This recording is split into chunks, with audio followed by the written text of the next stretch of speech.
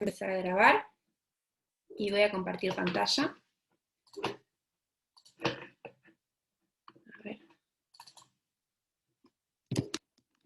Avísenme si ahí se ve bien. Ahí está cargando. ¿Ahí ven bien la pantalla? Sí, se ve bien. Bárbaro. Sí, profe. Bueno, la clase de hoy vamos a continuar con los títulos valores que ustedes están viendo y hoy vamos a ver cheque. Cheque común, cheque de pago diferido y el e-check que rige a partir de julio del 2019 y que se realiza todo a través del home banking. Vamos a ver cómo funciona. Bien, el cheque común.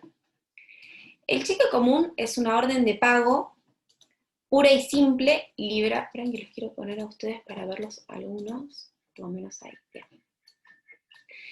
El cheque común es una orden de pago pura y simple, librada contra un banco, en el cual el librador tiene fondos depositados a su orden en cuenta bancaria o autorización expresa para girar en descubierto. Ustedes saben, cuando vimos contratos bancarios, vimos que dentro de los contratos bancarios, un contrato que pueden tener es el de cuenta corriente.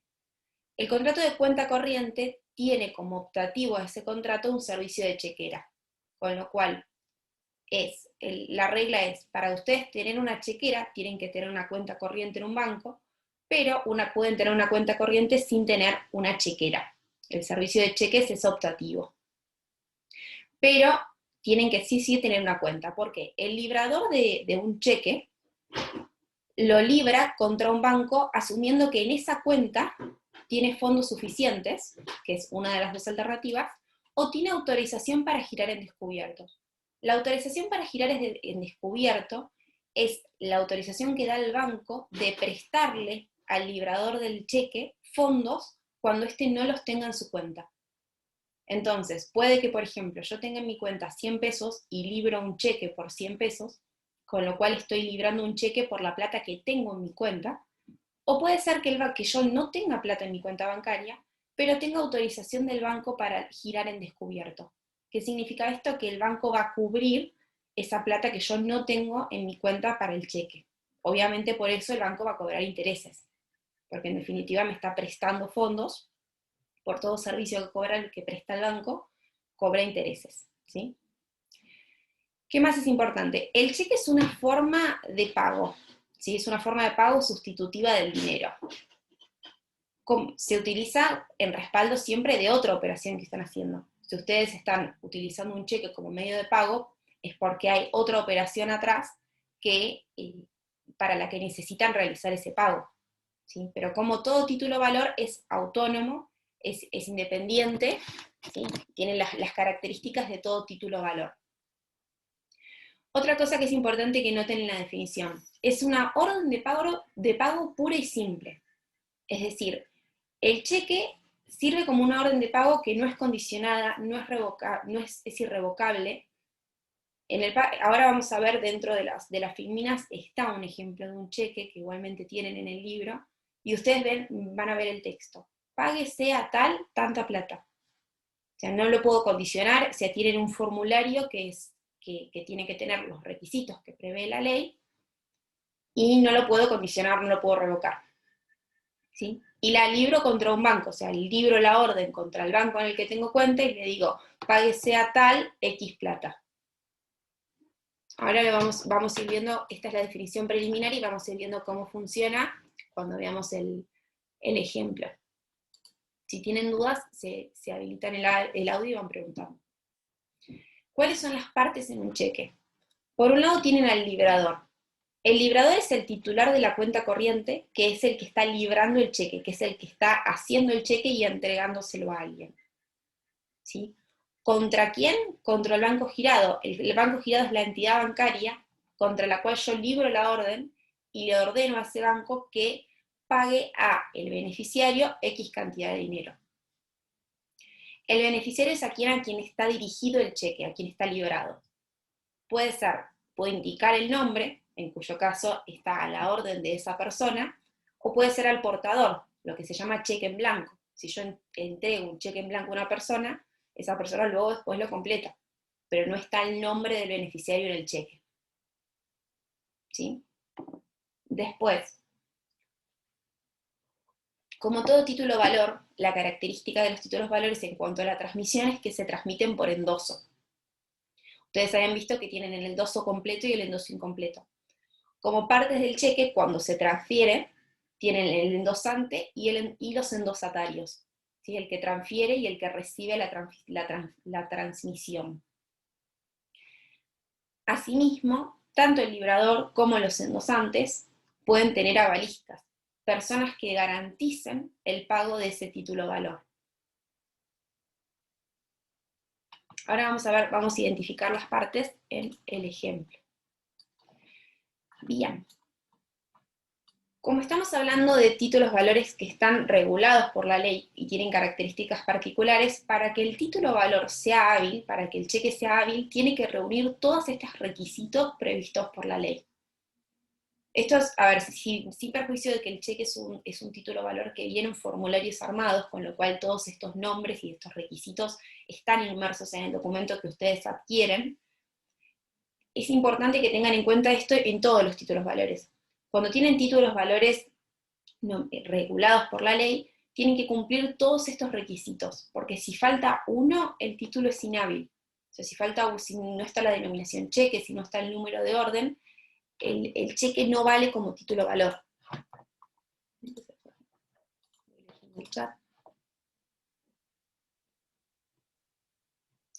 El cheque en blanco, a ver, yo me obligo por determinada plata y estoy asegurando que esa plata se va a dirigir.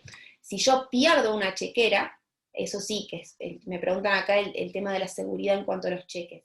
A ver, el principio que quiere el legislador en los cheques es que exista una transferencia que puedan transmitirse fácilmente y que puedan cobrarse fácilmente con un título ejecutivo, que yo no tenga que discutir la causa.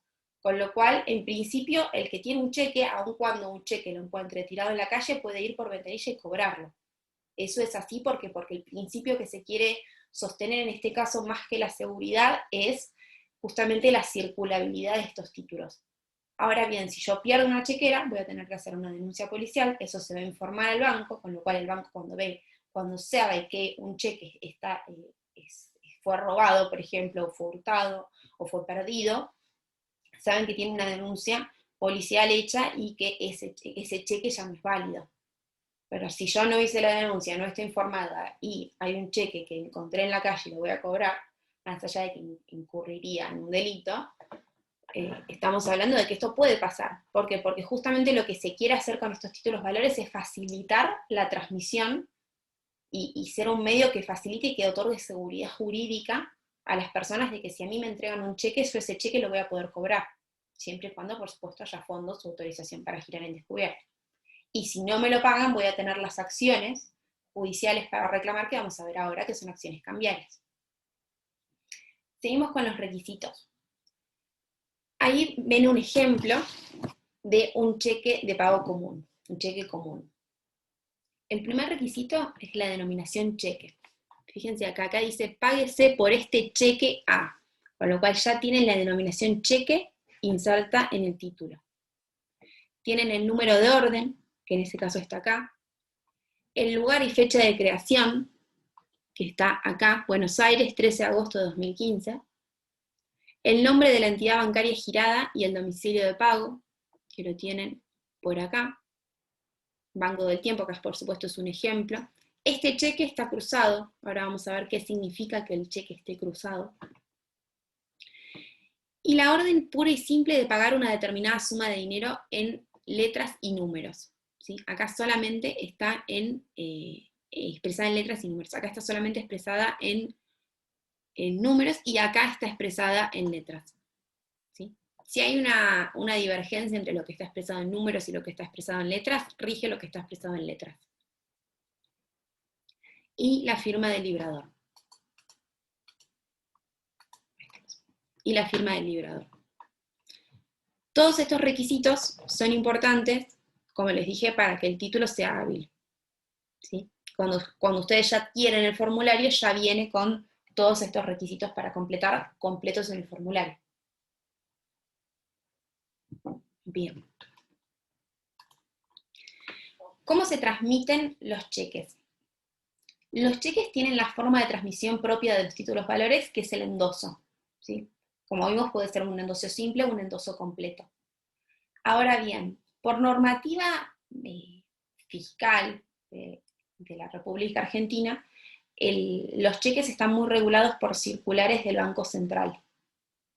Esas circulares han limitado la circulación de los cheques por endoso, ¿sí? Un título que originalmente surgió para ser transmitido infinidad de veces. El Estado, para tener un mayor control y para tener una mayor posibilidad de tributar a las personas, porque tengan en cuenta que yo cada vez que hago una transferencia estoy pagando impuestos, ¿no? Entonces, si yo transmito por endoso indefinidamente, estoy transmitiendo sin que el Estado me pueda cobrar alguna obligación tributaria, pueda generar alguna obligación tributaria. Entonces, por estos motivos es que el Estado decidió limitar la cantidad de endosos que pueden existir en el cheque. En el cheque común se limitó a un endoso, y en el cheque de pago diferido se limitó a 2 endosos. Ahora vamos a ver el cheque de pago diferido y las diferencias que existen con el cheque de pago común. ¿Cómo es la forma de vencimiento del cheque común? El cheque común es solo pagadero a la vista, ¿sí? Porque no tiene una fecha de vencimiento diferida. Solamente a la entrega se tiene que pagar. Yo tengo un plazo de 30 días para presentar el cheque al cobro, ¿sí? Ese plazo, obviamente, el cheque, como vimos en el ejemplo, tiene una fecha de emisión. A partir de esa fecha de emisión yo tengo 30 días para presentarlo al cobro. ¿Por qué es importante este plazo de 30 días? Porque vimos que es un plazo, porque como vimos antes en la diferencia entre los plazos, esto es un plazo de caducidad. Vencido el plazo, el cheque se perjudica.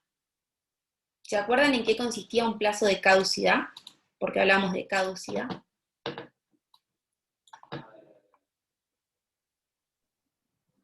¿Pérdida del derecho? Pérdida del derecho, exacto. Vean que es una sanción súper importante. Pierdo el derecho, no pierdo la acción como sucede en la prescripción, sino que pierdo el derecho. Vencido el plazo de 30 días, el cheque se perjudica, pierdo el derecho para cobrarlo. No tengo acción ejecutiva, no tengo acción de regreso. ¿Sí? Es un plazo de caducidad, es importantísimo que lo tengan presente. Ahora vamos a ver cuál es el plazo de prescripción, pero tengan en cuenta este plazo que es de 30 días para presentar al cobro y es un plazo de caducidad.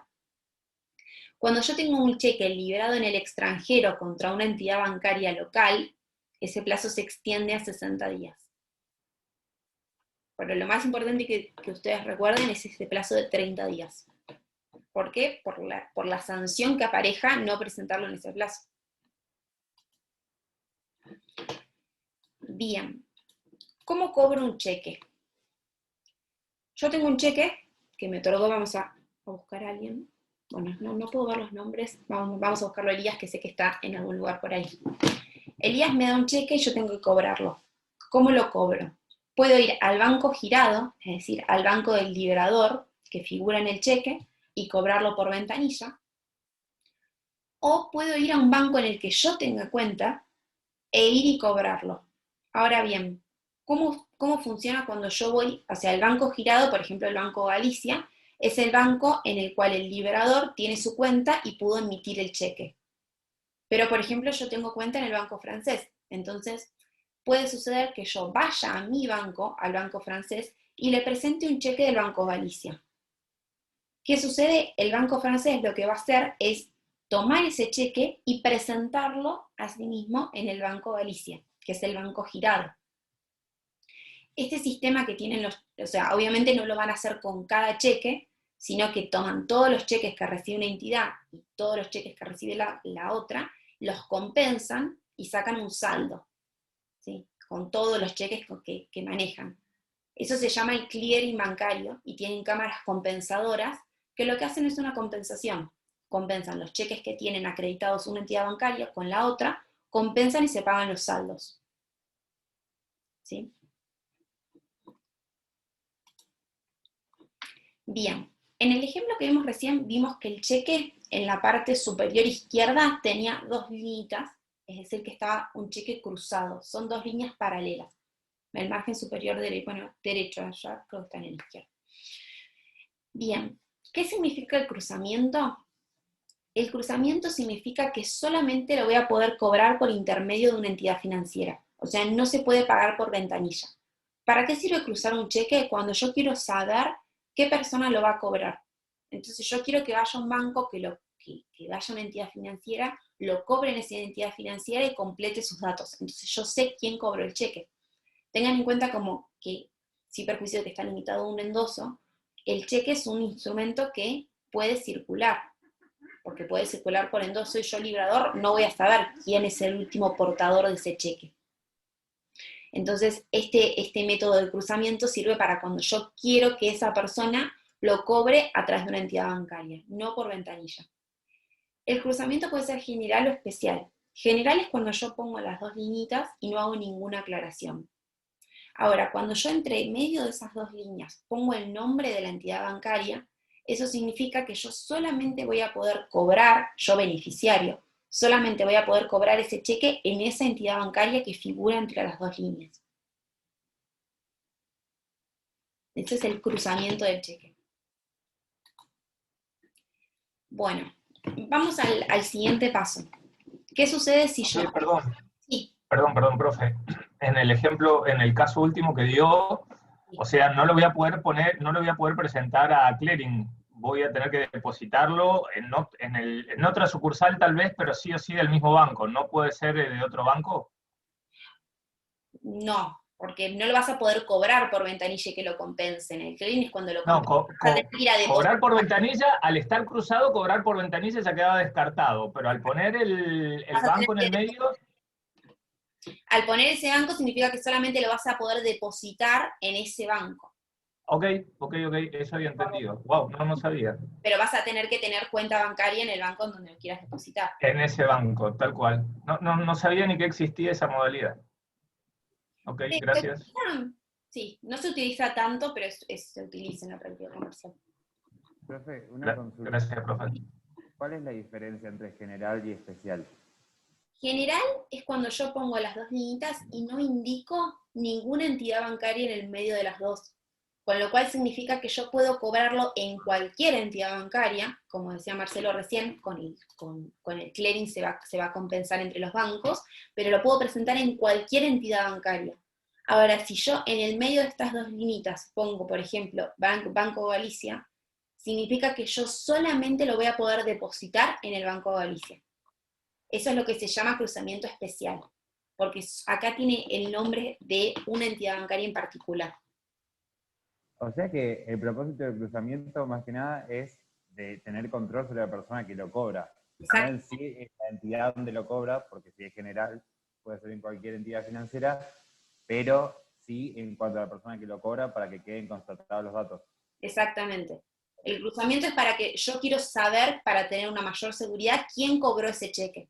Como no lo fue y no lo pudo cobrar por ventanilla, firmar e irse, Claro. como lo tuvo que depositar en una cuenta bancaria, yo sé quién es la persona que cobró ese cheque. Perfecto. Exactamente. Muchas gracias. Le da mayor seguridad a tener certeza de quién lo cobró. Bien. Profe, en el tema del pago diferido, si yo, por ejemplo, quiero pagar en cuotas, le quiero pagar, no sé, una indemnización no sé, quiero pagar una indemnización, por ejemplo, lo pago, tengo acuerdo en cuotas, ¿cómo sería la fecha de emisión? Porque dice 30, 60 días, ya después no lo puedo cobrar. ¿Cómo sería? O sea, Bien. lo emito a 30 días, a 60, y después, ¿cómo hago con el resto de las cuotas? Bueno, Son 10, justamente 12 para cuotas. esto existe el cheque de pago diferido. Antes, cuando no existía el cheque de pago diferido, hacías eso que decís vos. Yo emitía un cheque con fecha de hoy, le emitía otro cheque con fecha de 30 días, otro cheque con fecha de 90. Lo que hacía era cambiar la fecha de emisión del cheque. Hoy no hace falta que hagas eso, porque hoy tenés otro instrumento que se llama el cheque de pago diferido, con lo cual yo puedo diferir la fecha de pago. Entonces yo te entrego un cheque que tiene fecha de hoy, pero la fecha de pago es a 30 días. Te entrego otro que tiene fecha de hoy, pero con fecha de pago a 90. Entonces vos tenés un cheque que vence en cada una de las cuotas, que es el cheque de pago diferido. Antes que existiera el cheque de pago diferido, hacían eso, cambiaban la fecha de emisión. O sea, hacían una ficción legal, como que te estaba entregando un cheque en otra fecha.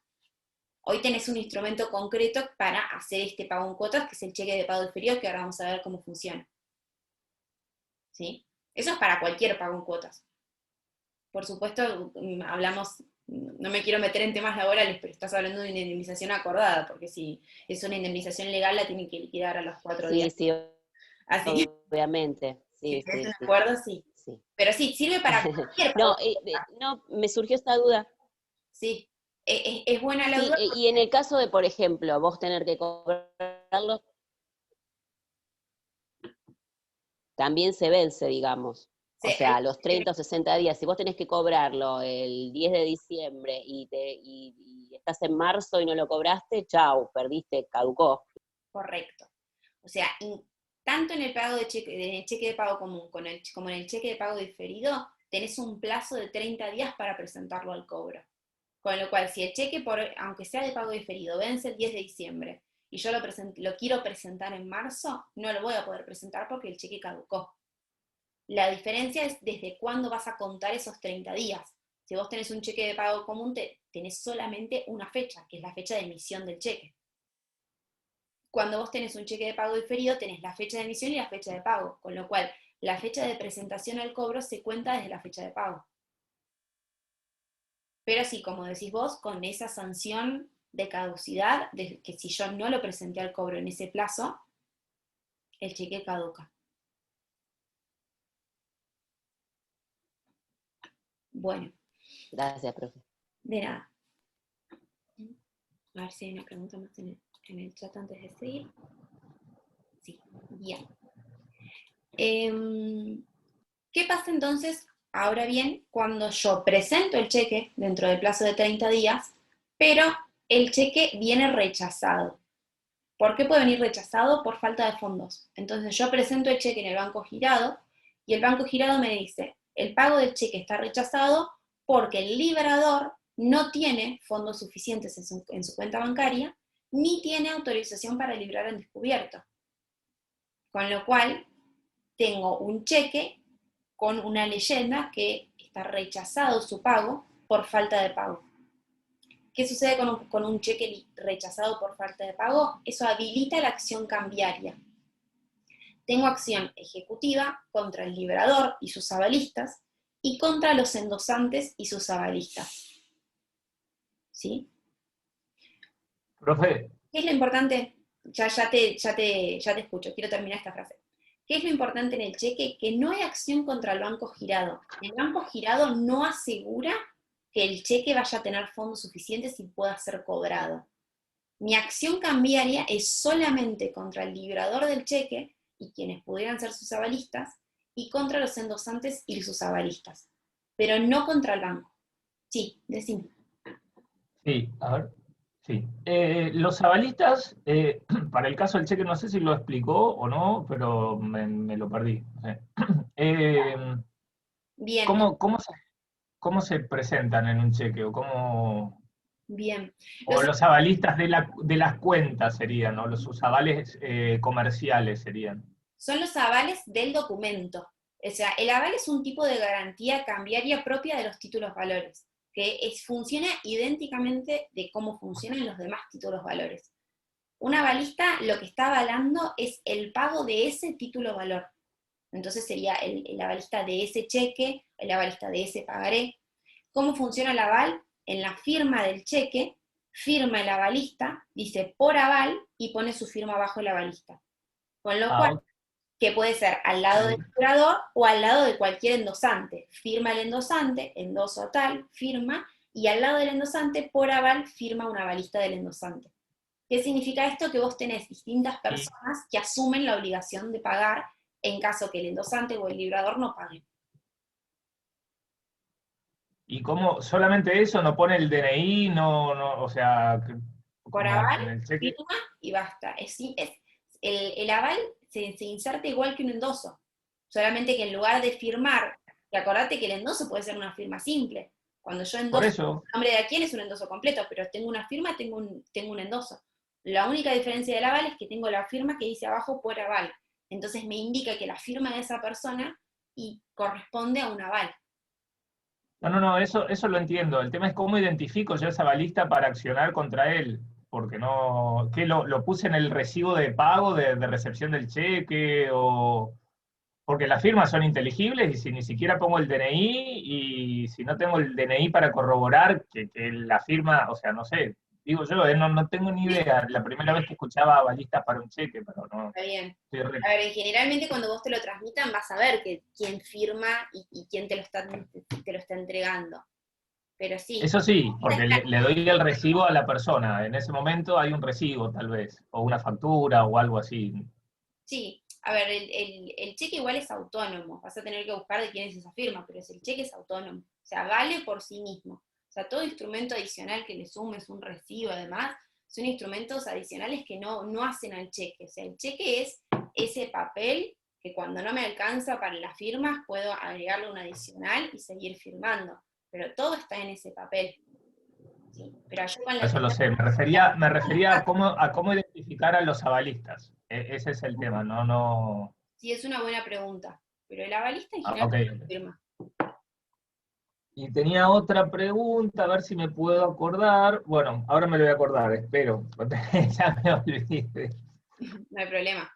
Mientras voy contestando acá, No hay problema para usted, profe. A mí cada vez me pasa más seguido, no tiene idea. nada, por favor, está bueno las consultas, pero está bueno siempre que tengan en cuenta que es un título autónomo, o sea, no recurran a otros instrumentos, porque el cheque tiene que valerse a sí mismo. Entonces no voy a otro recibo o al instrumento o al contrato originario respecto del cual estoy pagando, porque justamente si no estoy perdiendo la autonomía y la necesariedad de ese cheque. Todo está ahí adentro. Ahí me acordé, en la regresión, en el proceso de regresión, ¿puedo accionar contra cualquiera indistintamente? Correcto, son todos solidarios, podés accionar Ah, ok, con quien quiera. Después habrán las gracias, profe. de regreso entre ellos que quisieran hacerse. Y el banco puede pagar O sea que si yo recibo un cheque, profe, perdón, si yo recibo un cheque de pago diferido con 2 endosos, ya no lo puedo aceptar, ¿no? Tiene que justamente estar con un endoso y endosarlo yo para depositar. ¿Así sería? el cheque de pago diferido puede tener hasta 2 endosos. O sea, si ya tiene 2, Está bien, pero pero yo tendría, claro, yo ya no puedo depositarlo porque está endosado por otra persona. Yo no puedo, porque para depositar yo tengo que poner mi nombre. sí, salvo que tengas un endoso incompleto. Si tiene una firma y un endoso incompleto, se transmite al portador. Si estaba endosado a nombre de otra persona, solamente esa persona lo va a poder depositar. Claro. Si tenías un endoso incompleto, sí, lo puedes recibir y se transmite al portador, no por endoso. ¿No? Tiene que ser incompleto. Claro, Gracias. no hay problema. Acá preguntaban si el banco igualmente puede pagarlo aunque no haya fondos. El banco no va a pagar un cheque porque no hacen beneficencia, es un negocio. O sea, el banco solamente lo va a pagar si hay fondos o autorización para girar en descubierto. Si no hay autorización para girar en descubierto o no hay fondos, el banco tiene la obligación de rechazarlo por falta de pago.